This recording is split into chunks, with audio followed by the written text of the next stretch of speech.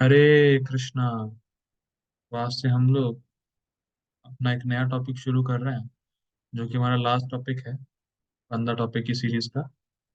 तो आज से हम लोग जो शुरू कर रहे हैं उस टॉपिक का नाम है मोनार्की, राजा। तो हम लोग उसमें कई चीजें पढ़ेंगे। बेसिकली तीन चीजें पढ़ेंगे। पहला तो मोनार्की और डेमोक्रेसी में क्या डिफरेंस है, एक सच्चा, एक असली राजा क्या है, उसकी डेफिनेशन क्या है, असली राजा कौन होता है, कैसे पहचानेंगे कि कौन असली राजा है। और दूसरा, जो असली राजा हुए हमारे शास्त्रों में जिनका वर्णन है, जैसे परीक्षित महाराज, कुलशेखर महाराज और शिवाजी महाराज, तो इन तीनों के जीवनी से कुछ सीखने का प्रयास करेंगे। बेसिकली ये हम लोग पढ़ने वाले हैं और ये हमारा लास्ट टॉपिक है। उसके बाद हम लोग कुछ नया ही शुरू करेंगे, जो कि बहुत अमेजिंग होने वाला है। ठीक है, तो आज बेसिकली हम लोग इंट्रोडक्शन लेंगे कि मोनार्की का मतलब क्या है और क्यों मोनार्की की जरूरत है, और डेमोक्रेसी क्यों ठीक नहीं है। तो इस पे हम लोग चर्चा करने का ट्राई करेंगे और कल हम लोग कंपेयर करेंगे।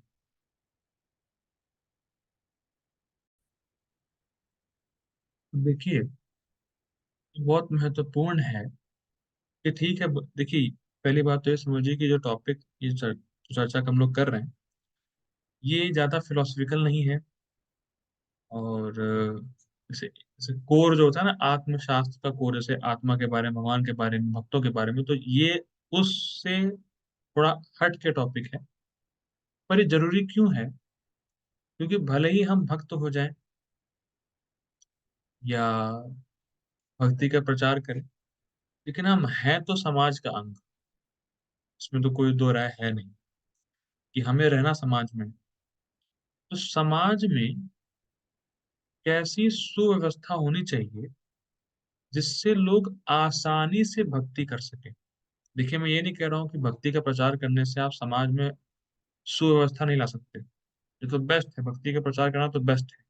लेकिन एक ऐसा स्ट्रक्चर ही खड़ा कर दें जिससे हर कोई आसानी से भक्ति अडॉप्ट कर सके, तो उसको बोलेंगे परफेक्ट ऑर्डर। और आजकल हर हर कोई, हर व्यक्ति, या जो पॉलिटिशियन है या जो भी बड़े बड़े पद पर हैं, वो यही चाहते हैं कि समाज में सुव्यवस्था आए, समाज सही दिशा में जाए और समाज एक परफेक्ट ऑर्डर में रहे। लेकिन दिक्कत क्या है? दिक्कत ये है कि व्यक्ति अपना दिमाग लगाता है। वो अपने इंटेलिजेंट या अपने इंटेलिजेंस से ये सोचता है कि कैसे हम समाज का बेहतर कर सकें। कई बार ऐसा होता है कि लोग सोशल, इकोनॉमिकल, रिलीजियस या पॉलिटिकल सिचुएशन को लीडर समझ नहीं पाते। कई बार ऐसा होता है, या कई बार ऐसा होता है कि इसको समझ के लीडर्स एक ऐसी लाइफस्टाइल क्रिएट करते हैं जिस पे लोग चलें। पर दिक्कत क्या है, जो लीडर्स आपको लाइफस्टाइल दे रहे हैं वो तो उनके लिमिटेड अंडरस्टैंडिंग और एक्सपीरियंस का नतीजा है ना भैया। आजकल क्या हो रहा है, आज व्यवस्था जो है इतनी खराब स्थिति में है, हर कोई ये क्लेम करता है, आप ऐसा करो जीवन में संतुष्टि होगी, आप ऐसा करो जीवन में सुख होगा, आप ऐसा करो, ये पॉलिसी वो पॉलिसी, ये नया आइडिया वो नया आइडिया, हर चीज आपको दी जा रही समय समय पर कि इसको करेंगे, ये प्लान ले लो, वो प्लान ले लो, ऐसा कर लो, वैसा कर लो, ऐसा हो जाएगा, वैसा हो जाएगा, आप सुखी हो जाएंगे, बेसिकली संतुष्ट हो जाएंगे। लेकिन आप दावा तो कर दोगे कि हाँ, हर व्यक्ति संतुष्ट हो जाएगा या हर व्यक्ति ऐसा करे तो सुखी हो जाएगा। पर सुखी लोग, संतुष्ट लोग हैं नहीं दिखते। मेजोरिटी ऑफ लोग जो है वो स्ट्रगल ही कर रहे हैं और सिस्टम में जुझे जा रहे हैं, सिस्टम में ही फंसे जा रहे हैं। क्यों? क्योंकि उस सिस्टम को बनाने वाला कौन है? एक व्यक्ति। उसके पीछे एक ह्यूमन ब्रेन है। ये समस्या है। तो अगर आप एक ह्यूमन ब्रेन से बनाए हुए प्लान्स पे चलेंगे तो बहुत ही मुश्किल है कि आपको शांति और सुख मिले। आजकल क्या हो रहा है, जो पढ़े लिखे हैं और जो नहीं पढ़े लिखे हैं, दोनों के बीच में रिफ्ट है, मतलब लड़ाई झगड़ा है। जो कैपिटलिस्ट है, जो अमीर है, जो गरीब है, उसमें लड़ाई झगड़ा है। जो पावरफुल नेचर हैं और जो पावरफुल इतने नहीं हैं, उनके बीच लड़ाई है कि भैया तुम पावरफुल ना हो जाओ, हम पावरफुल ना हो जाए। तो बेसिकली आज हर किसी के लाइफ में अनरेस्ट और इनसिक्योरिटी है ही, चाहे वो किसी भी ग्रुप का हो, चाहे वो अमीर हो, चाहे गरीब हो, चाहे कैपिटलिस्ट हो, चाहे कम्युनिस्ट हो, चाहे पावरफुल हो, चाहे नॉन पावरफुल हो। तो ये क्यों? क्योंकि इसका कारण है कि लोग शास्त्रों को नहीं जानते। मैं फिर रिपीट कर रहा हूँ, ये टॉपिक डायरेक्टली फिलोसफी को टच नहीं कर रहा है, पर ये टॉपिक एप्लीकेशन ऑफ फिलोसफी पे टच कर रहा है। बहुत इंपॉर्टेंट है कि कोरा ज्ञान लेना है, कोरा फिलोसफी जानने से कुछ नहीं होगा, उसको अप्लाई कैसे करना है बहुत इंपॉर्टेंट है। तो बेसिकली ये एप्लीकेशन ऑफ फिलोसफी है जो वैदिक कल्चर हमें सिखाता है। देखिए बहुत सिंपल है, तो शास्त्र हैं जो हमारे वेदास हैं, वो मैनुअल है लाइफ का। जैसे अगर जैसे मान लीजिए माउस है माउस, तो इस माउस को चलाने का एक तरीका होता है, या ये घड़ी है, तो इस घड़ी को चलाने का तरीका है कि आप कैसे अलार्म सेट करोगे, कैसे क्या करोगे, तो आता है मैनुअल। जो शास्त्र है वो हमारे लाइफ के मैनुअल है, और उस शास्त्र में सब दे रखा है। उस वो शास्त्रों में पहले से ही डिजाइन है कि लॉ कैसा होना चाहिए, इकोनॉमिकल सिस्टम कैसा होना चाहिए, एजुकेशनल सिलेबस कैसा होना चाहिए, बिजनेस स्ट्रक्चर्स क्या होने चाहिए, कम्युनिकेशन सिस्टम क्या होना चाहिए, सब कुछ पहले से ही डिजाइन है शास्त्रों में।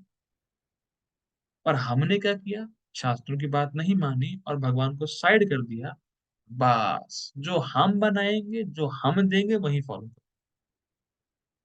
लेकिन हुआ क्या, जैसे होता है ना बूमरैंग, आप फेंकोगे वो आपके पास ही आएगा।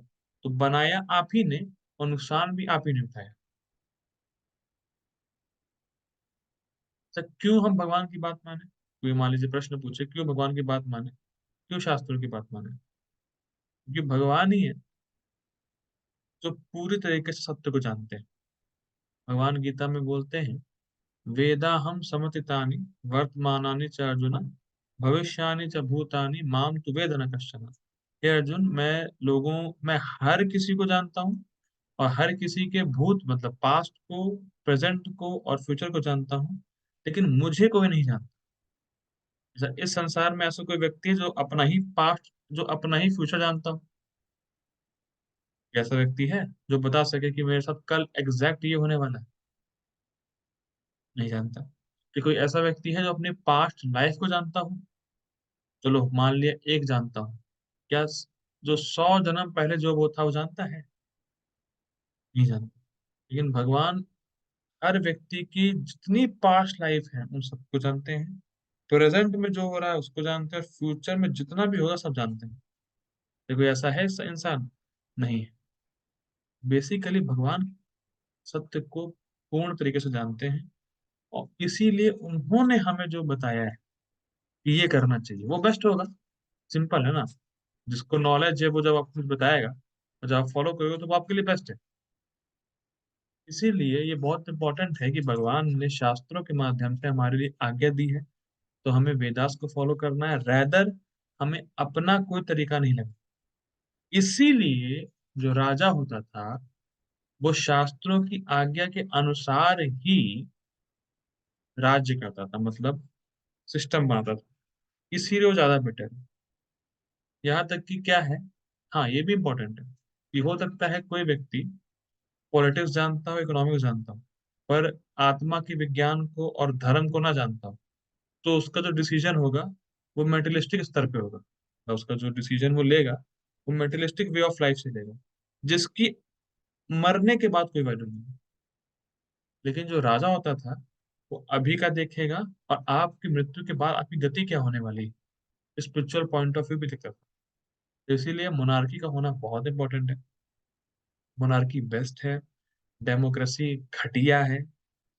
ये घटिया क्यों है और मोनार्की क्यों बेस्ट है, मैंने हल्का ग्लिम्स दिया है।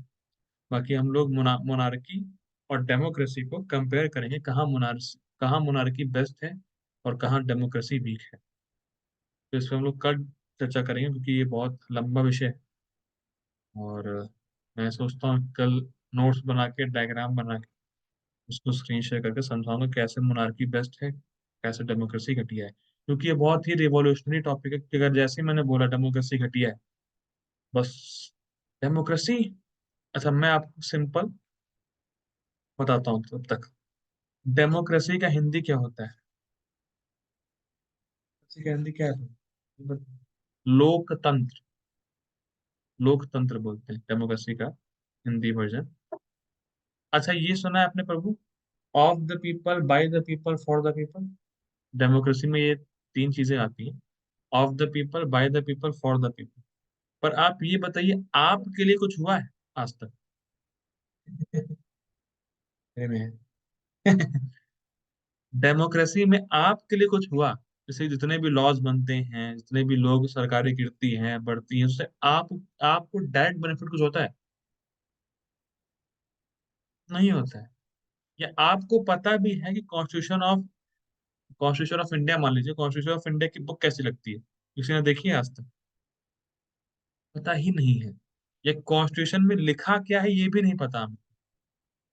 तो हमारे लिए है क्या फिर? Of the people, by the people, for the people. तो बेसिकली लोकतंत्र है ही नहीं। ये लोगों को मूर्ख बना के लूटने का तंत्र है। तो फिलहाल चर्चा करेंगे इसमें, बहुत सारी रिवॉल्यूशनरी बातें बोलूंगा। और चीजें हम लोग कल चर्चा करेंगे। तब तक के लिए श्रील प्रभुपाद की जय। हरे कृष्ण।